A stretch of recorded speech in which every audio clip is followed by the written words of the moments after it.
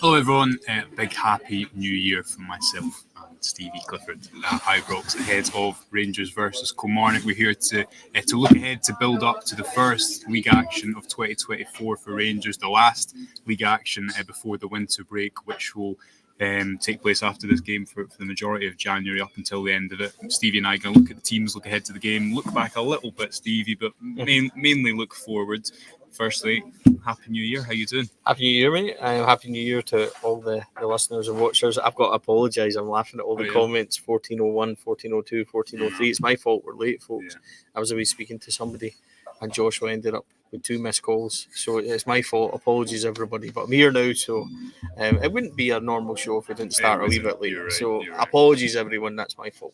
Right, let's get into the team, Stevie, and then we'll get into a few talking points around that as well. If you have not seen the team, folks, here it is. It is Jack Butland in goals as expected. Rangers have made 2 changes from their Old Firm defeat on the 30th. James Tavernier, Connor Goldson, John Souttar, Ridvan Yilmaz, Kieran Dowell joins John Lundstrom in the middle.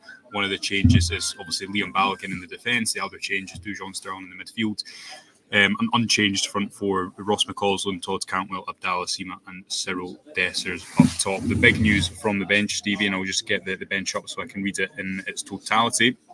McCrory, Fabio Silva, who could make his Rangers debut from the bench today, Sam Lammers, Ravi Matondo, Dujon Sterling, Scott Wright, Leon King, Nico Raskin, which is a bit of a surprise, and Adam Devine as well. We'll get into the bench, we'll get into Silva and Raskin as well, Stevie, but your thoughts, again, Clermont doesn't have much to work with at the moment. No major surprise really there. Maybe we thought Goldson and Lundstrom might drop out because they'd only come back for the Old Firm, but they both keep their place today.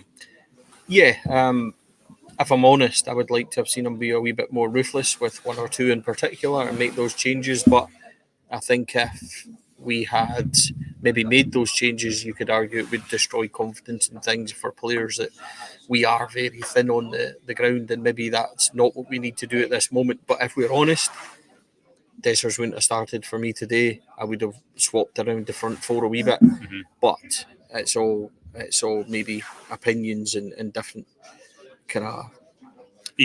Options are limited, aren't they? I think. It's not a blame thing for a manager. I think probably I'm just a wee bit less forgiving than he maybe is as a manager. And if you took him out today, there's a potential to destroy any kind of confidence he has. I'm surprised Sterling's not in there. So that's maybe a different one. Dowell, there was an argument for me the other day. I would have liked to have seen Dowell actually start, but it is what it is. He's in today, and this is going to be a difficult game. Kilmarnock are a good side. They're up to 4th in the league. They will sit in and they will make it extremely difficult. And that's perhaps why Dowell's in, maybe he can shoot. And maybe they're looking at that as well. So it's an interesting one. It's one of those games where, for Kilmarnock, they'll look to stifle us and look to play that low block and then get it to the likes of Armstrong and Polworth, Kennedy, Vassell. These guys are pretty decent up front and will cause us problems if we're not on it. So, interesting game ahead, Joshua. And we've just got to go and do it. I want to see them be a wee bit more decisive. That's something that I spoke about. And I said that the other day, and I don't like getting on to them, especially after a defeat like that, but I just felt that we didn't really believe in ourselves the other day the way I wanted them to. I want them to be more decisive, make the decisions. If they're going to go through on goal and shoot and it goes wide or it goes over, fine. But do something. Make the decisions. Go and make it happen. And, we're not going to get on at them if you take a shot and it's over the bar or it's wide or whatever, but it's better than doing nothing. Go and be decisive. Go and take the game to Kilmarnock. Take your chances when they come along. And let's see from there. Well, let's read the Kilmarnock team. Dennis, Mayo, Finlay, Wright, Ndaba, Armstrong, McKenzie, Donnelly, Polworth, Kennedy and Vassell, obviously Kilmarnock, the team who have beaten one of the teams. Quite exciting. It's quite attacking. Yeah, and one of the teams who obviously beat Rangers this season. They've beaten they've beaten Celtic twice, beaten Rangers once. They're in good form. They'll come here and with a lot of confidence. You'd imagine that they can get something. I think Dowell's inclusion, if you think back to that St Johnstone game where, was that the first game he'd come in under Clermont? I think it was. Because he played Motherwell after that and he kind of came in out of the cold. And he actually had I think he had a really good all-round game, Dowell, in that fixture. Now, when he came off the bench, I thought one of the, for all the missed chances Rangers had, Stevie, I thought one of the biggest moments of that game was when James Tavernier was at the back post in the 94th minute and Dowell chose to shoot from that angle, and you're nodding because you know what I'm talking about. But he has had a good, and that's the decisive moment, and that's the I think that's the gap that the Rangers need to make up. They need players in that fixture. That's the only way you win the league titles, if you have big players in the big moments. Where they are at the moment, where they have been under Fleet, Kilmarnock, he still started brilliantly with the options he's had, and how he used Dowell in those 2 games before that. He got that goal against Motherwell. As I say, I think he had a really good all-round performance against St Johnstone, where his defensive numbers were really good, but also he was able to move off that kind of right-hand side and play passes through the pitch, and that'll be important today, because as good as Dujon Sterling has been, if it's him and Lundstrom in the midfield, I think you lack someone to pass through the defence, in my opinion. So big impetus on Dowell to come in and have a good game, especially because although this is a game that doesn't suit Sterling maybe quite as much, he has been Rangers' probably best performer as of late. It was a question that I asked to Dowell after the St Johnstone home game, if memory serves me correctly, that I liked what I seen from him. He plays very forward, thinking, and there was a lot of balls into the feet of the striker, which maybe weren't coming off, but he was attempting them. He was attempting to break lines. So I think that I would agree that's probably why he's in there. Just to pick up on something, a few questions have been asked, Josh, where somebody's asking where Zach Lovelace is.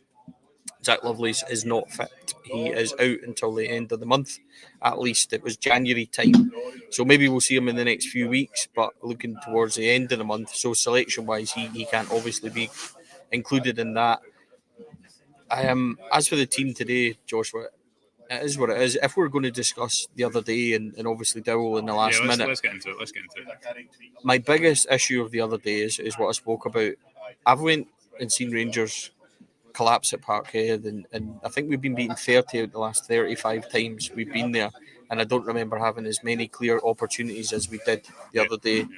When you go clean in, and McCausland went clean in after 5-6 minutes, and he didn't look to me like he really believed he could do it. Dessers then goes clean in, and the whole, it's begging for him just to open his body up and lift it over, roll it in, do what I thought. Go through the legs like he did in Seville. He could have done anything he wanted, but he ended up doing absolutely nothing. And then, obviously the whole penalty debacle, and we can complain about that, and we have done. The more worrying, concerning thing for the officiating for me was the lack of yellow cards towards Bernardo Silva and Paulo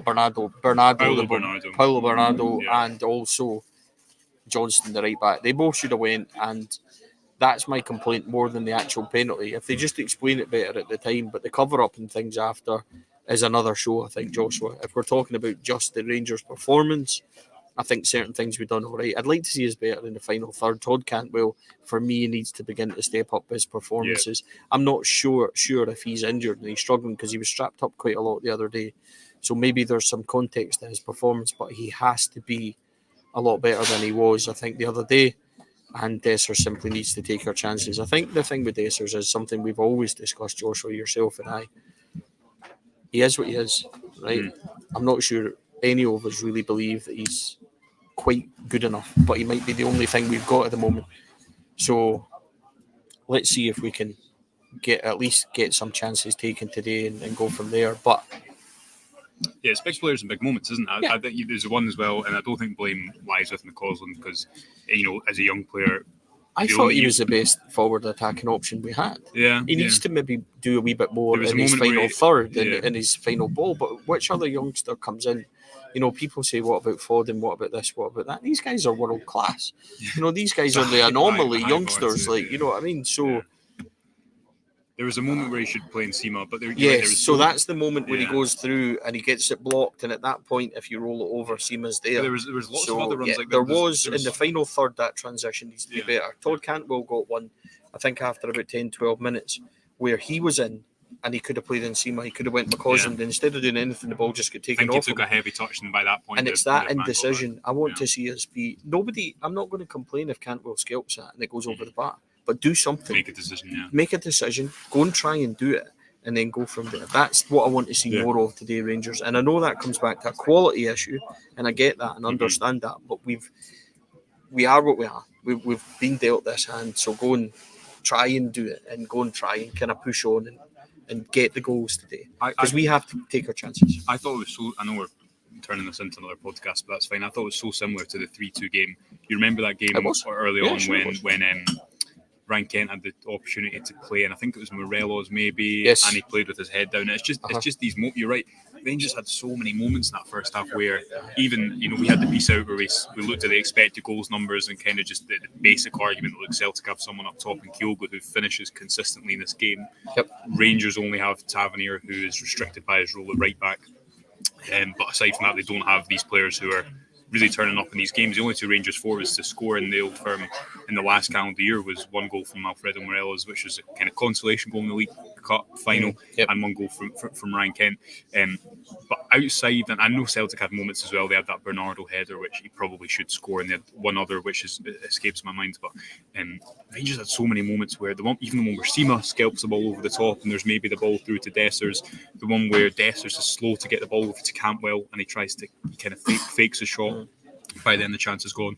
The one you say where Cantwell gets it, and Rangers actually have a 3v2, but by the time Cantwell takes the heavy touch, it goes back, and then it just gets taken off. Yeah, it's just that transitional moment. I think we need to be a lot better, and there is a lot to be positive about. Yes, I think, okay. And I'm quite happy with that. But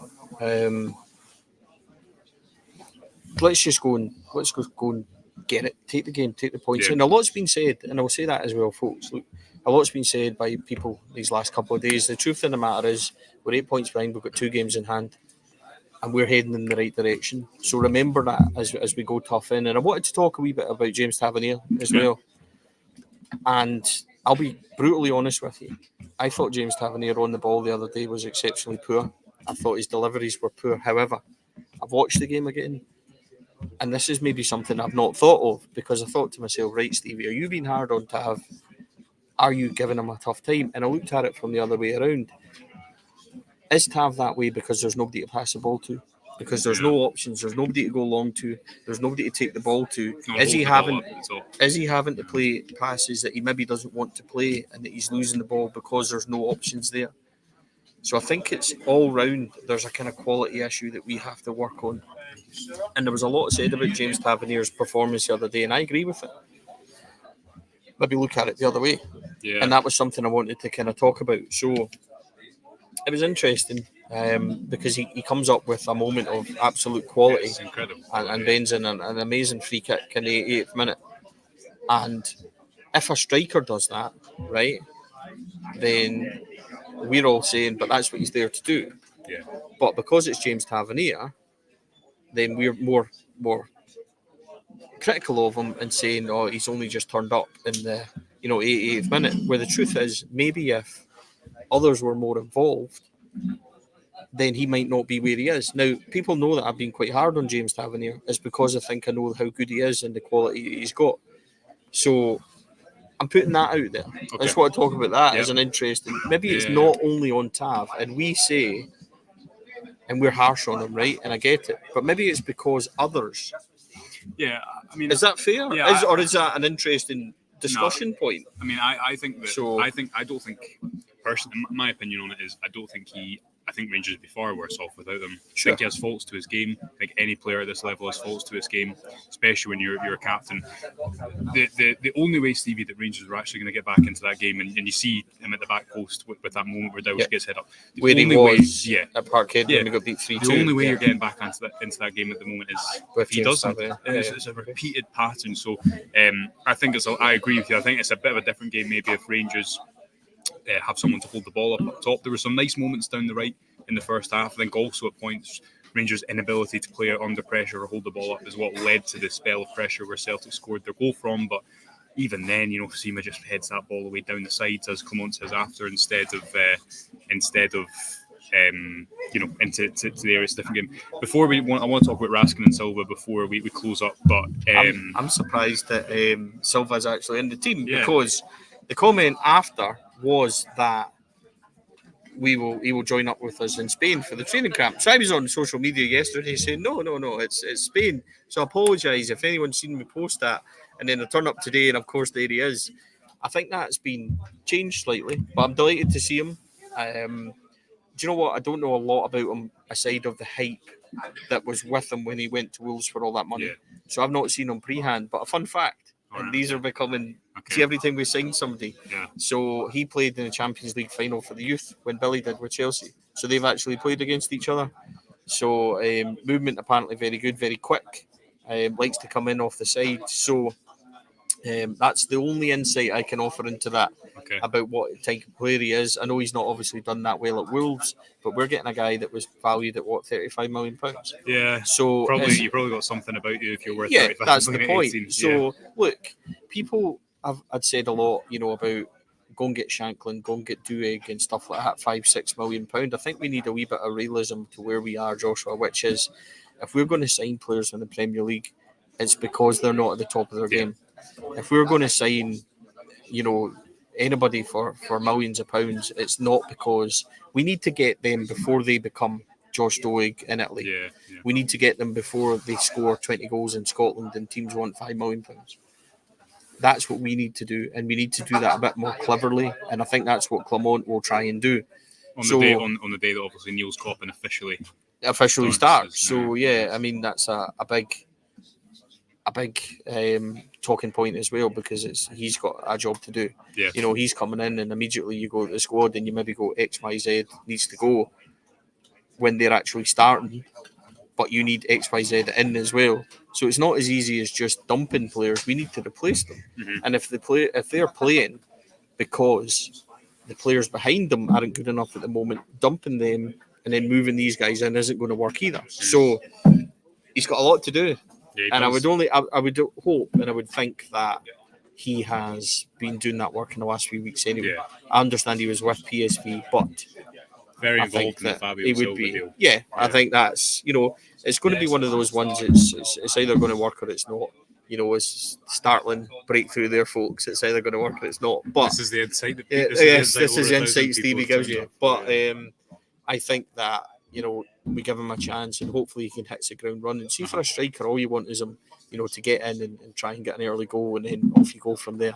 Yeah. So we certainly need options up front. I still think we need somebody else. I agree. I think you need another. I think we need somebody up there. An option on the right hand side as well. Somebody, yes. Yeah. I think we need somebody up there. So I think that if you said to me, Stevie, would you get a centre half? Stevie, would you get a centre midfielder? I wouldn't disagree with you either. So we've got a wee bit of work to do. I do think we'll try and get 3 or 4 in this window. People asking about Shanklin, I'm not sure. That's the God's honest truth. I'm not sure whether or not we can get him. Would I take him? Absolutely, I would. Can we get him for that amount of money? Would we maybe need to move somebody else on first? We'll need to wait and see. So it's going to be interesting, that's for sure. Just finally, Nico Raskin back on the bench, a bit of a surprise.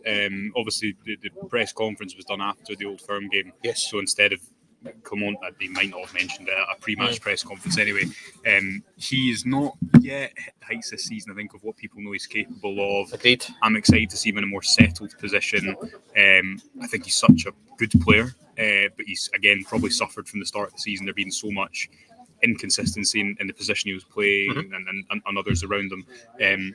The fact that he's on the bench today suggests that when Rangers are back in a couple of weeks, he will be fit and ready to start. That's a big positive for me, and it gives depth in an area that, Rangers have really missed him in the middle of the pitch for me. First of all, I would agree. Yeah. I think that he's a player I really like. I would also agree when you say that I don't think he's hit the heights either. No. I think that's fair. I would expect a lot more of him, but there's so much context to what has happened this season when it comes to Nico Raskin, injuries, playing in a Michael Beale team which wasn't functioning at all for anyone, let alone Nico Raskin. Nobody was playing well in that team. Then he comes in and he does okay for a couple of games under Clermont and is immediately injured and then out of it. So we need Nico Raskin to flourish here and be an 8 out of 10 so that we can flip him and sell him on. That's the end game for Nico Raskin. And we need him to perform to do that. So I'm excited to see him back. He's a starter for me if and when he's fit. I think it might be about getting him the right partner and getting him the right people in front of him as well. So I think there's a lot of context around the discussion for Nico Raskin. But I think we could sit and have a full podcast here. To be quite honest, regarding the likes of Nico Raskin, Fabio Silva, what we need to do with this team, who needs to go out and go from there. But the most important thing today, Joshua, is that we go and get 3 points and we keep going, because as I said right at the very middle of this, I think it was that we are 8 points behind. We've got 2 games in hand. Nothing was lost the other day. Yeah. In many ways, we maybe gained a wee bit of belief from what happened the other day. As perverse as that sounds, we missed a lot of chances. We probably could have won that game if the quality had been there. So let's go and try and keep going, keep winning our games, because they will fall apart and slip up elsewhere, and then see what we can get from there. We shall see. Right, Stevie and I will be back at some point after the game. Yes. Just before we go, today's obviously a very poignant day. Yeah. For Rangers. 66 people went to a football match and never came home at their stadium. It's something obviously that's very close to our heart, Joshua, here on Rangers Review, and for Rangers fans everywhere. Piece on the website today just about it. Yeah, so our love and best wishes to families and, you know, everybody that was affected by that. I know it's obviously a very long time ago, but it deserves a moment of our respect on this show to discuss it, that's for sure. Absolutely, very well put. To absent friends, sorry if I stumbled through that, but it was just something that I feel we should, on behalf of us, kind of discuss. And it's obviously one of the you know, very poignant moments on this day for this club. Yeah, absolutely. Very well put, Stevie. After the game, we'll be back at some point. We're going to win today, Joshua, so we will be back and Yeah. we will discuss it. Folks, I hope everybody enjoys the game as well. Yeah, absolutely. Back with a happy Stevie, hopefully sometimes after 5 o'clock. Until then, enjoy the game wherever you're watching. Bye.